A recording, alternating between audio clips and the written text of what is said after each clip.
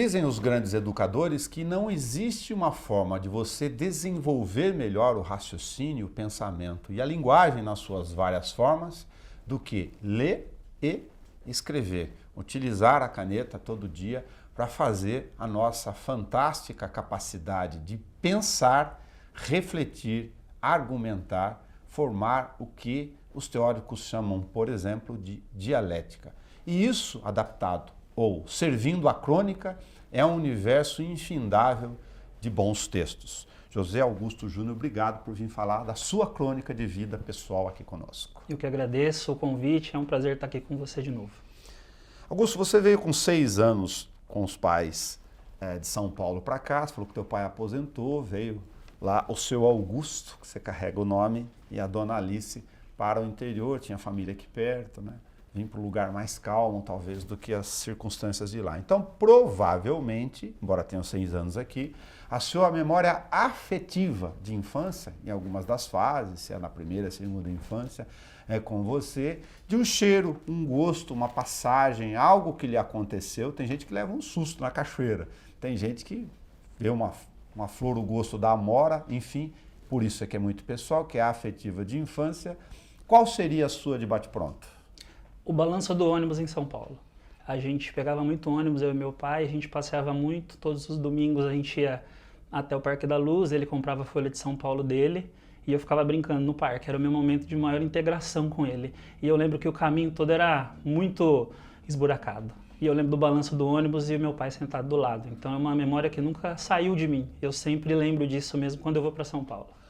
O balanço do busão no dia, e até nisso tinha leitura do lado. Seu pai comprou uma Folha de São Paulo. Meu pai é até hoje um defensor ferrenho da educação, de você ter alguma coisa para contar, de você ter experiência, de você poder evoluir com a educação. Ele sempre me falou isso. Eu comentei sobre leitura, escrita, né, que infelizmente no Brasil os dados sobre editoração de livros e mesmo no universo eletrônico, por exemplo, apresentam ainda um percentual muito pequeno de leitores, dado o universo de pessoas que a gente está no dia a dia. A gente fala de leitura, não da leitura necessária. Eu vou para a escola, eu tenho que, obviamente, ler. É pegar um livro, ir comprar um livro, baixar um livro na internet hoje, com a tecnologia, e fazê-lo. Você, de alguma forma, por causa da visão do seu pai de educação no sentido mais amplo, ou da tua mãe em casa, sempre leu com alguma frequência? Eu li com muita frequência desde muito cedo, né? Na escola mesmo, por muitas vezes eu optei em não estar com os meus amigos para ler livro, para estar na biblioteca, para ler jornal. Eu sempre me informei muito. Eu acho que isso é muito uma herança do meu pai. Realmente ele foi a pessoa que mais me incentivou a estudar, a ler, a escrever, a ter alguma coisa realmente substancial para contar, para falar para as pessoas, para eu ter assunto. Meu pai sempre gostou de assunto, ele é uma pessoa que conversa muito. Então, a forma que eu encontrei de ter esse assunto foi lendo. Então, eu tinha assunto para falar com ele, lendo jornal, lendo livros. Então, isso era muito importante para mim, a leitura. Sempre foi desde muito pequeno. Muito legal. E aí a gente falei aqui da dialética, né? A capacidade nossa de argumentação, seja sobre qualquer assunto, ela tem uma interação, parece óbvio, diretamente proporcional a quanto de absorção de leitura sobre vários temas a gente fez. Sim, a gente vai podendo contar coisas à medida que a gente vai entendendo e conhecendo essas coisas. Então, eu sempre busquei conhecer o máximo de coisas para poder falar do máximo de coisas. Hoje em dia, isso é um fenômeno que atrapalha um pouco. As pessoas acham que sabe de tudo. Você não tem que saber de tudo. Você tem que conhecer as coisas para poder falar sobre elas, para ter um entendimento sobre o mundo. Entender o mundo é uma parte importante da nossa vida, eu acho. E de que forma, já fazendo uma fração de tempo, você, da nossa geração, embora bem mais jovem que nós aqui, mas quem tem pelo menos 30 anos, 3 décadas, viveu e está vivendo exatamente a fase de transição, da leitura absolutamente tudo no papel para a fase analógica. As pessoas fracionam muito, em demasia, por várias razões, a comunicação objetiva do dia a dia no meio eletrônico. Como que você vê dentro de você, gostando de leitura, nessa ideia de apreender sobre coisas o tempo todo, através da leitura, do pensamento, da argumentação, sair desse mundo absolutamente analógico para agora, para essa fração de conversas? Acho que como leitor, no começo dessa era digital, a gente se cobra muito a manter o ritmo de leitura que a gente teve antes. O ritmo de leitura que a gente tinha 20 anos atrás é completamente diferente. Mas depois que você entende que o ser humano é movido por estímulos, e o estímulo de um celular, do computador, da internet, é infinitamente maior do que de um livro. Isso a gente tem que entender como uma limitação nossa, não é uma limitação do nosso interesse. Eu continuo gostando de livro da mesma forma como eu gostava quando eu tinha 15 anos, mas o ser humano não consegue manter a mesma rotina, salvo algumas exceções. Então, se adaptar a esse novo mundo, conseguir ler de qualquer forma e escrever para esse novo mundo são adaptações que a gente precisa fazer. Eu acho que é meio irrealista você tentar lutar contra o mundo que está. O mundo é esse, existe a internet, existe essa leitura rápida, as pessoas têm atenção de 1 minuto, de 30 segundos e você tem que se adaptar a isso. Até por isso, hoje os livros, até mesmo os romances, diminuíram muito a sua paginação mínima. Antigamente você tinha que ter um livro de 200 páginas. Hoje você tem romances best-sellers de 120, 110, 130. Então é tudo uma adaptação. Eu acho que você não pode se cobrar demais, você tem que tentar manter aquelas práticas que você gosta, mas se adaptando ao mundo de hoje.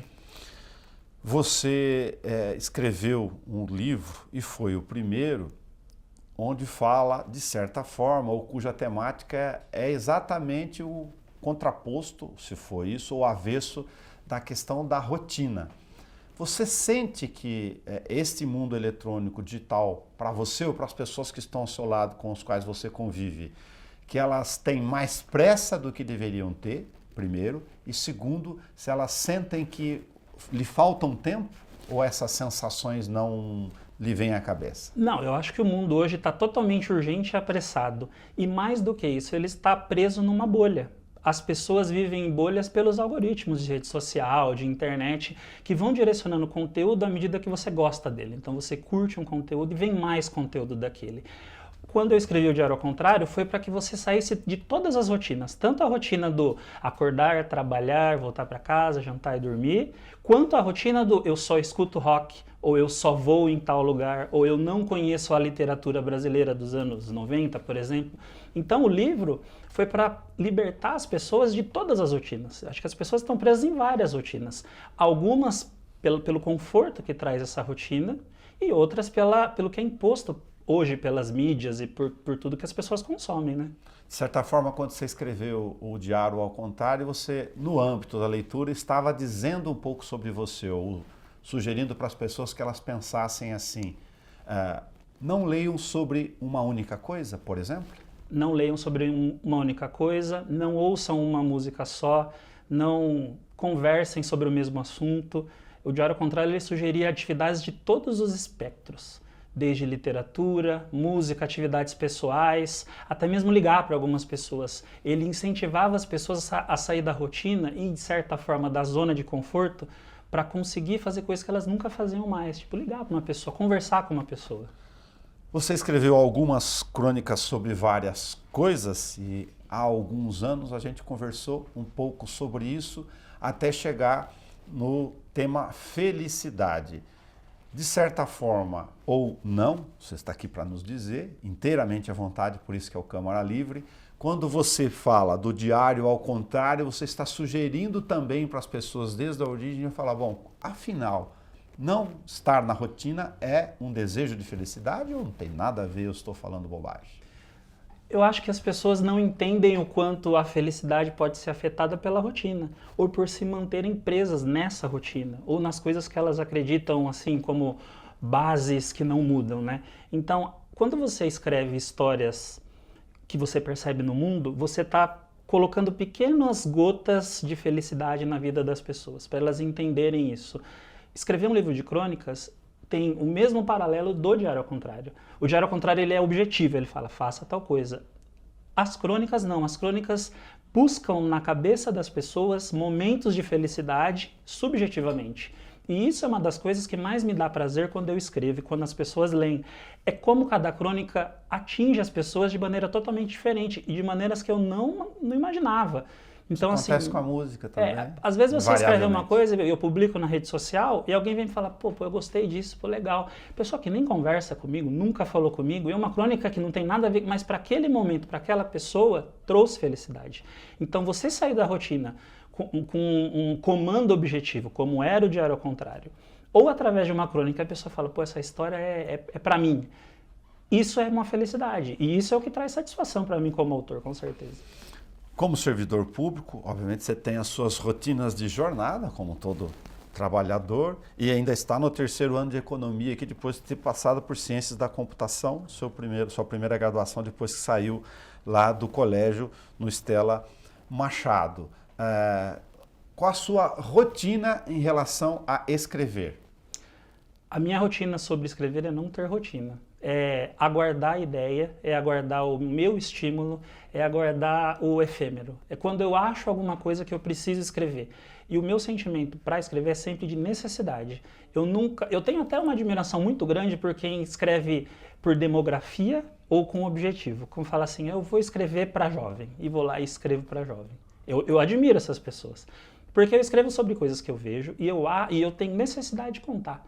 Então, assim, eu falo, eu tenho um semáforo que tem uma luz piscando e eu vou escrever sobre isso. Aí eu puxo alguma história ou uma reflexão sobre isso. É uma necessidade que existe em mim. Então, eu conto essa história. Então, eu não planejo escrever. Eu não falo, não, hoje eu vou escrever uma crônica. Pode ser que eu escreva 3 num dia ou nenhuma num dia. Então, a minha rotina é bem flexível com relação a escrever. Lhe acontece, então, de você estar numa rotina, numa jornada, às vezes fora daqui, numa caminhada ou aqui no trabalho, e de repente lhe vem o que alguns chamam de insight, seja o que for, né? Flora um pensamento, esse pensamento puxa um flash sobre uma ideia ou um tema, e aí você, se surpreende e anota para escrever depois, para desenvolver uma ideia, ou já vem uma ideia mais ou menos concebida? Como funciona para você os temas e as crônicas? A partir de um fato que eu percebo, que eu quero escrever, eu sempre escrevo a crônica inteira. Eu nunca anoto só o tema. A crônica sempre vem de uma vez, eu escrevo ela do começo ao fim e não retomo ela em nenhum momento depois. É até uma coisa muito curiosa que as minhas crônicas têm problemas de revisão às vezes, porque eu não reviso elas, eu contrato alguém para revisar. E é uma mania que eu tenho há muito tempo. Na escola, até você comentou do Stella Machado, eu escrevi 3 peças de teatro estudantis. Foram as 3 encenadas. E as 3 peças de teatro, eu dirigi, eu roteirizei, eu fiz o texto, e no dia da estreia eu fui embora, na hora que estreou. Porque, para mim, o trabalho é criar aquilo. O que as pessoas vão ver e qual é o efeito sobre aquilo não me importa, não me interessa. Não é algo que eu não quero ver, eu não quero saber. Então, assim, eu lembro que as 3 peças foi muito engraçado, porque na hora que subiu a cortina eu saí e fui embora. Então eu não sei. Depois eu falei, não, foi muito legal, todo mundo elogiou. Eu falei, legal. Mas a minha parte é sempre a criação. E a mesma coisa da crônica. Uma vez que eu termino ela, leio e tal, falo, agora acabou. Essa história acabou e eu não vou voltar nela mais. Tá, você sabe que alguns escritores, a semana passada a gente estava falando com a Patrícia Lima aqui, né, que estava fazendo contos, ela falou que ela se angustia com a releitura, porque fica lá, às vezes, se cobrando sobre a estrutura do texto e tal, e a ideia está concebida. Então essa ideia de tentar reler com uma espécie de autocrítica prejudica ou incomoda alguns escritores e alguns adotam isso que você está falando. Olha, a ideia está concebida, gostei dela, ela me veio porque alguma coisa me despertou, feito está. Revisão, lógico, é um processo de manufatura ali, de plástica final, como toda grande obra, no caso literária. Você não se angustia, então se flagela em relação ao texto que você fez? Não, eu não me angustio. Eu até tentei buscar essa questão de reler os meus textos. Eu fiz um curso, uma masterclass do Dan Brown, que fez o Código da Vinci. E ele explicando como era o processo de criação dele. É muito interessante o curso. E ele diz que assim, para cada capítulo, ele escreve o capítulo inteiro, aí ele tem os marcadores de cor, vermelho, amarelo e verde. Ele vai relendo aquilo e vai reescrevendo até que o vermelho vire verde. Então começa vermelho, aí ele fala, amarelo, acho que tá bom, mas não tá, até que vira verde. Então ele vai relendo capítulo por capítulo até todo ele ficar verde inúmeras vezes e vai reescrevendo. Eu não tenho essa capacidade. Tentei fazer uma vez com uma crônica de 2 páginas, falei, não é isso que eu quero. Então, eu não me martirizo, mas toda vez que eu tentei reler alguma crônica minha, eu falei, pô, isso aqui podia ser melhor. Teve crônica que eu reli e mudei, existe uma segunda versão dela. Então assim, eu falei, essa palavra não estava boa. E é isso que eu não quero. Eu não quero revisitar porque como eu escrevo sentimentos e observações muito específicas, de períodos específicos, eu não posso revisitar aquilo agora. Eu tenho outra visão. O que eu escrevi em 2016 não é o que eu penso agora. Se eu for reescrever tudo que eu reescrevi, eu perco o livro. Boa. Então acho que não faz sentido. Crônicas têm tamanhos? Não. Crônicas cada crônica tem o seu tamanho. Ela não tem um tamanho padrão.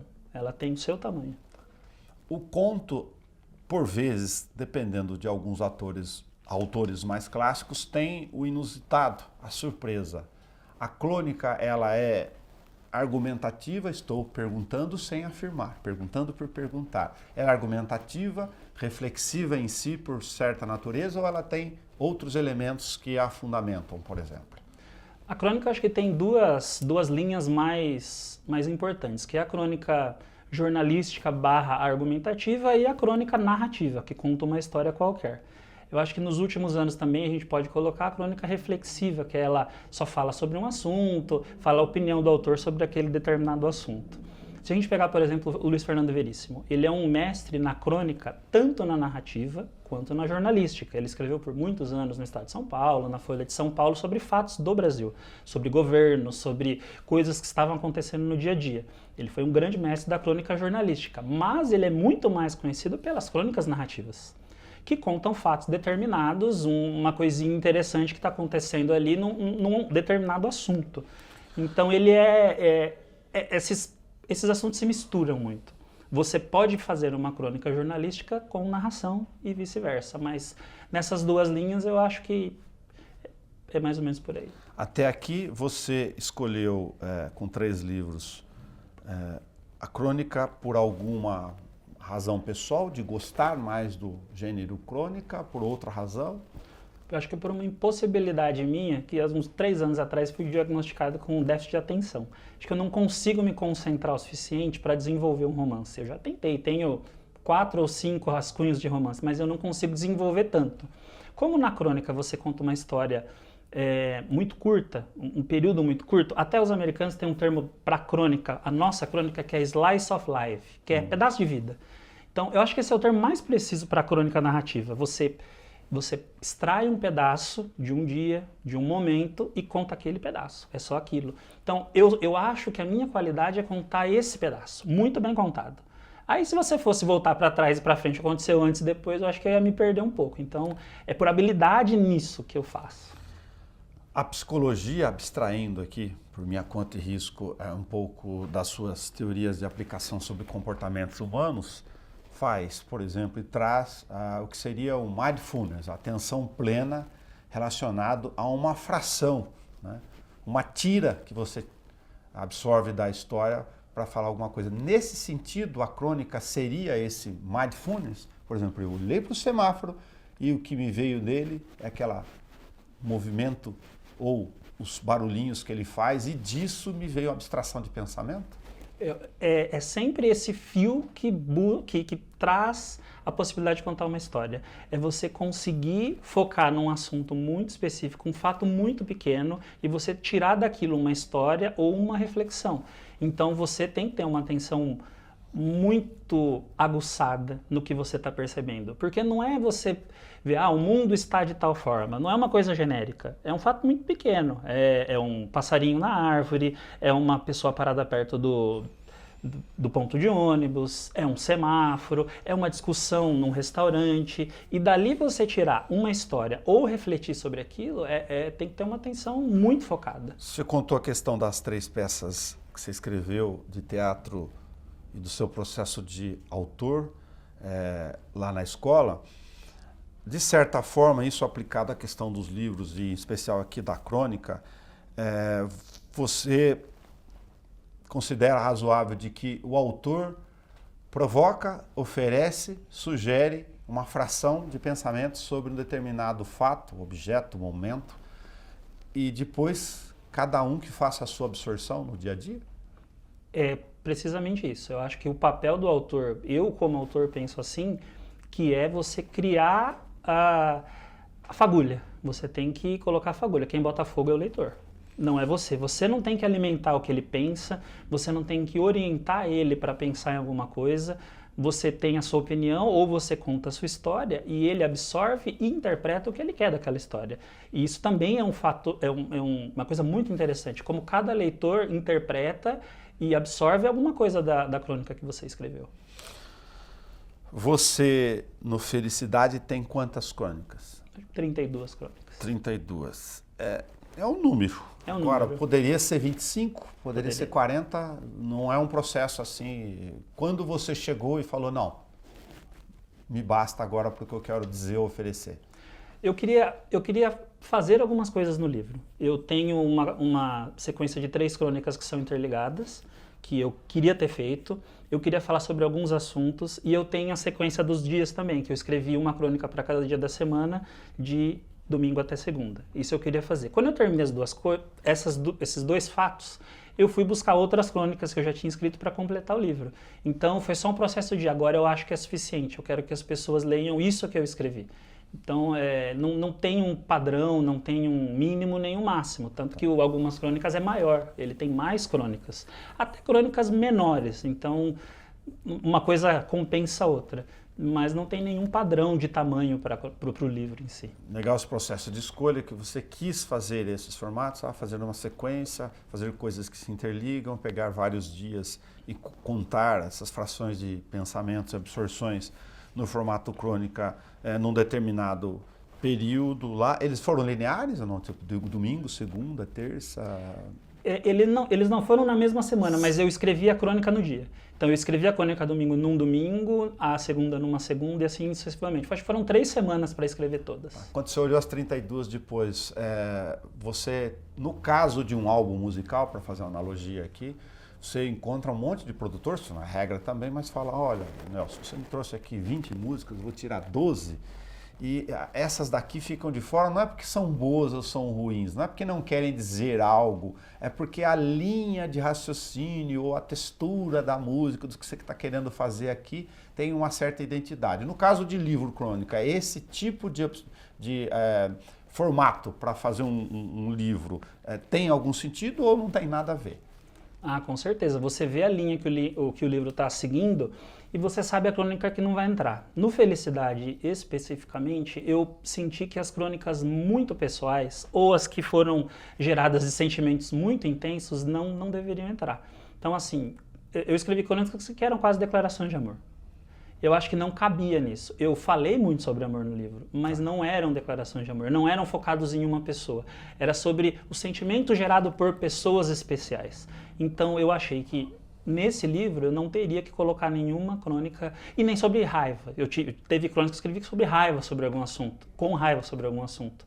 E eu não coloquei também. Na hora de escolher as crônicas, eu falei, não, essa eu não vou colocar porque eu acho que não é conveniente agora. Você comentou duas questões muito legais para compartilhar aqui no Camarada Livre com os leitores e as pessoas no dia a dia, que serve para outras tantas ciências ou hábitos da nossa fantástica arte de viver. Uma é de que quando você escreveu lá atrás, você não queria reescrever porque a tua maturidade, o pensamento, o estágio mental, bioquímico que você estava naquele momento, você não queria que fosse afetado. Tipo, aquele texto pertencia àquele tempo seu de existência.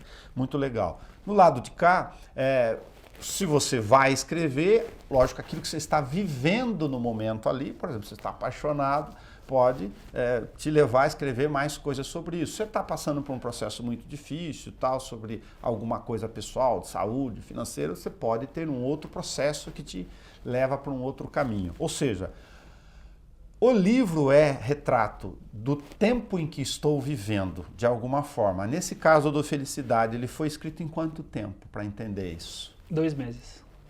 2 meses? Nossa, você escreve muito, Augusto. Quando eu estou com algum sentimento para escrever, sim, porque entre algumas crônicas e o Felicidade foram 8 anos. Então, em 8 anos eu vivi muita coisa, escrevi crônicas esparsas, em alguns momentos, que estão no livro, algumas crônicas que eu peguei, mas mais da metade do livro, 70% do livro foi escrito em 2 meses, que foi quando eu voltei a sentir coisas, sentir mesmo os sentimentos. Sentir os sentimentos é importante. Eu acho que por muitos anos eu me privei disso. Então, quando eu voltei a sentir os sentimentos, foi a mesma coisa do Crônicas. O Crônicas eu escrevi em um mês também, porque foi avassalador. É um sentimento, eu quero escrever sobre isso, sobre aquilo, eu estou percebendo aquilo, eu vou escrever. Então, nesses 2 meses que eu escrevi, foi bem rápido. Felicidade é ou não, a resposta é contigo, uma fração de insights, de pensamentos sobre algo que me dá prazer ao querer escrever sobre? Felicidade eu acho que eu peguei a palavra mais complexa para dar o nome ao livro. Felicidade é uma coisa quase irreconhecível. Você não sabe quando você está feliz. Você não consegue entender a sua própria felicidade. E eu acho que eu estava em dúvida quando eu fui nomear o livro. Eu geralmente começo todas as crônicas e os 2 livros começaram pelo título. Toda a crônica começa pelo título e depois eu escrevo. E esse livro não, eu fui juntando, fui escrevendo. E quando eu fui escolher o título do livro, eu me senti feliz em estar publicando o livro, em estar contando aquelas histórias, em estar vivendo esse momento. Então, quando eu percebi que aquilo era a minha felicidade, eu falei, o livro tem que ser felicidade. Aquele prazer é muito pessoal, eu acho. Muito pessoal. É muito pessoal. E aí a gente volta naquela questão do leitor. O leitor tem felicidade em ler uma crônica, às vezes, que é mais mórbida, entre aspas, ou uma crônica super engraçadinha, boba e tal, e aquilo dá felicidade para ele. Então, não cabe a mim dizer o que é a felicidade do leitor. Eu tive felicidade quando eu vi aquele livro quase pronto. Eu falei, isso é felicidade. Então, esse livro é felicidade para mim. Pequeno raio-x de estímulo às pessoas a pensarem e lerem sobre a felicidade que você propõe. Você fala de felicidade de pequenos momentos, você fala da felicidade de amor, você fala da felicidade de pequenos prazeres, alimento, cheiro, gosto, um pouco de tudo isso. Um pouco de tudo isso. As crônicas são muito diversas. Elas são diversas sem divergir do assunto principal. Elas contam pequenas frações de tempo em que as felicidades são inúmeras. Tem a felicidade de um reencontro, tem a felicidade de um amor, tem a felicidade de descobrir que não era um amor, tem a felicidade de redescobrir uma amizade, de perder uma amizade. Tudo pode ser felicidade dependendo do contexto em que você está. Então, o livro é um apanhado de felicidades. E infelicidades que vão se transformar em felicidade. E eu acho que até as crônicas que terminam num tom mais baixo, numa nota mais triste, você consegue ver que dali você vai tirar uma felicidade no momento. Você já se pegou tendo uma fração de pensamento para uma crônica, um texto, uma ideia, não registrar e ela abstrair? Muitas vezes. É uma angústia, essa é uma angústia que eu tenho, é não registrar, não ter como registrar no momento, porque com o mundo da tecnologia, minha formação em computação e tudo mais, eu perdi completamente a escrita. Eu não tenho mais de escrever à mão, né? Tá. Eu só escrevo digital. Digital. E às vezes você não vai escrever no celular, às vezes você não tem um computador e você perde. Você tenta lembrar. E isso acontece muito às vezes quando você acorda. Às vezes você acorda, você tem sonho, é bom para ter ideias. Mas eu nunca anoto o que eu sonhei, né? No começo da manhã, que é quando você tem que anotar. Então, eu sinto essa tristeza de perder algumas crônicas que eu poderia ter escrito também. Um autor escreveu, quando lhe perguntaram sobre o processo de escrita, entre muitas abstrações, eu descubro o que penso enquanto escrevo. Isso acontece com você também? Comigo, pessoalmente, não, porque eu sempre sei sobre o que eu estou escrevendo, sobre o que eu vou escrever, o que eu penso sobre aquele assunto. Para mim, a crônica ela é uma extrapolação das coisas que eu penso. É eu conseguir tirar da minha cabeça e mostrar para as pessoas o que eu penso sobre os mais diversos assuntos, sobre amor, relacionamento, sobre felicidade, sobre perda, sobre traição, sobre qualquer assunto. Não tem um assunto que eu não escreva. E todos eles são o que eu penso sobre o assunto. Então eu não vou descobrindo o que eu penso sobre o assunto. Eu já tenho formado aquilo. Eu só quero expressar para as pessoas, de maneira direta ou indireta, aquilo que eu penso, né? Escrever para quem... e criar para quem lida com o mundo dos negócios, pensa soluções, né, ou tem um problema, pode gerar insônia. Escrever para quem cria pode gerar ansiedade. São elementos da vida. Aqui não estou falando se é bom ou ruim, só para demarcar. Fazer músicas para acordar de madrugada e ter que ir lá fazer a melodia, senão aquilo tira a tua rotina do relógio biológico da noite. Você, à noite, já acordou e não brigar com o texto e lá ter que escrever para voltar a dormir? Já deixei de dormir, já estava deitado, já estava pronto para dormir, já com os olhinhos fechados, falei, não, preciso escrever tal coisa. Pego o notebook e vou lá e escrevo. Já aconteceu algumas vezes. É o que eu falei, é uma questão de estímulo. E isso acho que casa, a gente fala mais subjetivamente, com o que eu escrevi a respeito de sentimentos, que hoje as pessoas não querem sentir. Tem uma corrente nas mídias sociais que você tem que ser muito duro, você tem que ser muito frio, você não pode expor seus sentimentos e você não pode se render aos estímulos, ao que aquele sentimento provoca em você. Isso é uma bobagem homérica que está sendo propagada por aí. Então você se render aos estímulos com segurança é uma das coisas mais legais da vida. É você conseguir extrair o que é realmente importante para você. É você conseguir viver o que é bom para você. Então você eu ter um estímulo à noite, meia-noite, tô quase dormindo, e eu falar, eu vou escrever e não dormir, é eu me render aos meus estímulos, aquilo que vai me fazer prazer, que vai me fazer contar a história que eu queria contar. Então eu não posso deixar de fazer isso, entendeu? E é contraditório, de certa forma, aproveitando isso com abstração aqui, né? Porque o mundo tecnológico do algoritmo fica nos controlando naquela bolha lá, e se você estimula lá a ler só sobre praia, vão aparecer praias. Aquilo é uma máquina que joga você para aquele horizonte. Fica muito cômodo daí, né? Porque aí eu vou ficar só falando e lendo, vendo sobre os temas que estão lá. Mas esse pessoal que fala em não sentir e não se permitir, num sentido mais amplo, é contraditoriamente aquele que se deixa levar pela bolha, eventualmente. Exatamente. Eu percebi isso nos últimos anos, assim, esse fenômeno das pessoas não quererem sentir, porque é uma segurança. Você não sentir, você não viver, você estar na sua bolha. Mecanismo de defesa? É um mecanismo de defesa. Mas a vida por si só, Nelson, ela não tem segurança. Ela não tem defesa. Ela não tem uma rede de trampolim lá de trapézio. Você não consegue. Você tem que se... A única forma de você sentir felicidade absoluta, amor absoluto, realização absoluta, é você se render a tentar isso. Então as pessoas dizem, não, eu vou me relacionar com aquela pessoa, mas eu não vou dar muita bola, eu vou sair uma vez por semana. Ela é tudo o que eu queria na minha vida, mas eu não vou, porque senão eu vou me machucar. Vai. Eu acho que as pessoas têm que falar para si mesmas, vai acontecer, mas o prazer e a alegria que isso vai proporcionar também é válido. Então as pessoas não podem abrir mão disso por um comodismo, por uma zona de conforto. É muito triste ver isso acontecendo. Se a crônica é um fragmento de algo que lhe chamou a atenção e você quis dizer, e através de um livro, passar para as pessoas, um livro de crônica é uma forma de se despir e dizer um pouco ou muito sobre você? Publicar um livro de crônicas é só quando você está preparado para mostrar para as pessoas quem você é.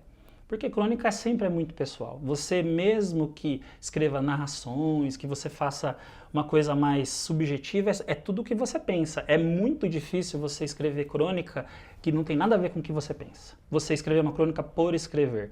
A crônica, por princípio, é aquilo que você acredita, é o que você viu, o que você observou. Então você só publica, mesmo os textos que você publica avulso ou o livro, é quando você está preparado para isso. Você escreve uma crônica sobre relacionamentos, 50 pessoas vão te falar, você está apaixonado? Pode ser que sim, pode ser que não, eu só observei com um relacionamento de amigos na internet, ou foi um assunto que eu quis escrever realmente. Mas você tem que estar preparado, e o livro, como você falou, é um compilado disso. Então as pessoas vão ter 100 e poucas páginas de puro Augusto. E ela vai falar, esse é o Augusto. E aí você está preparado para isso? Mas também eu acho que na vida a gente tem que ter um objetivo só. A gente tem que saber quem a gente é, saber onde a gente vai chegar e fazer tudo de propósito. A gente não pode pedir desculpa por ser quem a gente é. Então quando você entende isso, você está preparado para se mostrar de qualquer forma. Isso escrevendo crônicas ou em sentimentos, em relacionamentos. Você não pode ter vergonha de ser quem você é. Mas todo mundo está falando que não é para ser assim. Não, você é do seu jeito. Você tem que ter orgulho de quem você é e das ideias que você tem e expor isso para as pessoas, sem medo do que elas vão falar. Legal, ter propósito. Não se preocupe que quem faz música, por exemplo, aqui só para abstrair um pequeno parêntese, frequentemente alguém que está do lado, você pode estar num relacionamento e falar, mas quem é? É a vida, não é ninguém, né? Necessariamente. Onde as pessoas encontram felicidade? A gente está gravando de forma atemporal aqui, que o Câmara Livre tem esse objetivo de também ficar mexendo as frações do tempo, para depois, em algum tempo, a gente conversar de novo, e essa é a magia, talvez, da vida, né? Poder conversar sobre tudo. Mas, nesse momento do tempo, as pessoas falam, poxa, agora eu quero encontrar. Onde procura? Felicidade, espero que por muito tempo esteja na loja da Amazon, para quem tem dispositivos eletrônicos em formato e-book. Só você procurar Felicidade Augusto Júnior na Amazon e você vai encontrar. Ou no site que eu fiz pro livro, felicidade.oaugusto.com.br. Lá você pode pedir ele em formato físico, já está disponível, chega na sua casa, e também em formato digital. Você tem um outro link para a Amazon, então você já tem essa possibilidade em formato físico e digital a partir de hoje. Você assina como Augusto Júnior? Eu assino como Augusto Júnior. Muito obrigado de fazer os recortes conosco aqui, de certa forma e sem nenhuma presunção, é uma forma de transformar o espaço público, né, das discussões da comunidade com os atores sociais, através do Câmara Livre, em uma crônica televisada da vida. Foi um prazer imenso, é sempre legal você abstrair sobre essas coisas, falar com pessoas do meio e poder falar com as outras pessoas sobre isso. É uma experiência muito boa, assim como foi da outra. Foi sempre um prazer e eu estou disponível sempre que você quiser. Algumas crônicas sobre várias crônicas estão na sua vida do dia a dia, mas se você quiser entender, abstrair, pensar, argumentar, conversar com você mesmo sobre o que lhe é, o como é para você felicidade, Augusto Júnior lá na página da Amazon. Muito obrigado a você que nos acompanha, até o próximo Câmara Livre.